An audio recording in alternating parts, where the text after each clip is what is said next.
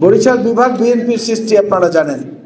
দেশনেত্রী বেগম খালেদা জিয়া বাস্তবায়িত করেছিলেন, শহীদ জিয়াউর রহমান বীরুত্তম ঘোষণা দিয়ে এসেছিলেন এবং এর স্ট্রাকচারাল বা অবকাঠামোগত যে কর্মকাণ্ড সেটাও বেগম খালেদা জিয়ার আমলে শুরু হয়েছিল। সেদিক থেকে বরিশালের মানুষ বিএনপি সরকারের কাছে দেশনেত্রী বেগম খালেদা জিয়া এবং জিয়াউর রহমান সহ বর্তমান নেতৃত্ব যারা তারেক রহমানের প্রতি একটু বিশেষভাবে ঋণী। কারণ একটা বিভাগীয় সদরে যে সমস্ত উন্নয়ন কর্মকাণ্ড হয় সেটার প্রভাব গিয়ে শিল্পের ক্ষেত্রে পড়ে, কৃষিতে পড়ে, বেকারত্ব দূরীকরণে পড়ে, চিকিৎসার ক্ষেত্রে পড়ে, যোগাযোগ ব্যবস্থার ক্ষেত্রে পড়ে।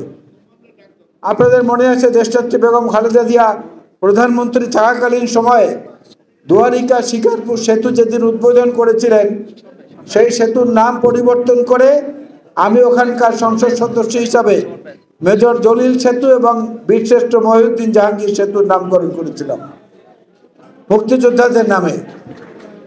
সেদিন বেগম খালেদা জিয়া বলেছিলেন বরিশাল অঞ্চলে কোনো ফেরি থাকবে না, আমরা সমস্ত ফেরি বরিশাল বিভাগ থেকে তুলে দেব। আজকের কিন্তু সেইটার বাস্তবায়ন হয়েছে। আপনি ঢাকা থেকে একদম সে পায়রা পোর্ট পর্যন্ত যাবেন, কুয়াকাটা সমুদ্র বীচ পর্যন্ত যাবেন, পথে কোনো ফেরি পড়বে না। সেই কথার বাস্তবায়ন কিন্তু হয়েছে ধীরে ধীরে। কারণ কাজ যদি কেউ শুরু করে তাহলে সেই কাজের ভালো জিনিসগুলো পরবর্তী প্রজন্ম এগিয়ে নিয়ে যায়, এটাই হচ্ছে নিয়ম।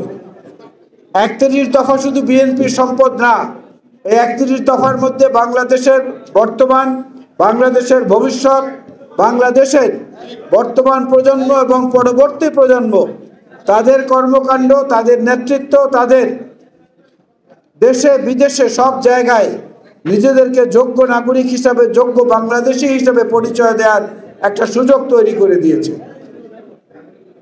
আমি এই জন্য বলবো বরিশাল বিভাগ ফোরাম যেটা, এটাকে অরাজনৈতিক চরিত্রের মধ্যেই রাখা হোক, যাতে সকল দলের সকল মতের মানুষরা এখানে অংশগ্রহণ করতে পারে। আমরা যদি বাংলাদেশের অন্য বিভাগ সমিতিগুলো দেখি, বেশ কয়েকটি, বিশেষ করে সিলেট, কুমিল্লা, চট্টগ্রাম, এইসব জায়গার সমিতিগুলো দেখেন, সরকার পরিবর্তন হয় কিন্তু তাদের সমিতির নেতৃত্বে ওইভাবে কিন্তু দলীয়করণ হয় না। এইটা শুধু দুর্ভাগ্যজনকভাবে বরিশালের ক্ষেত্রে অনেক সময় হয় দেখেছি।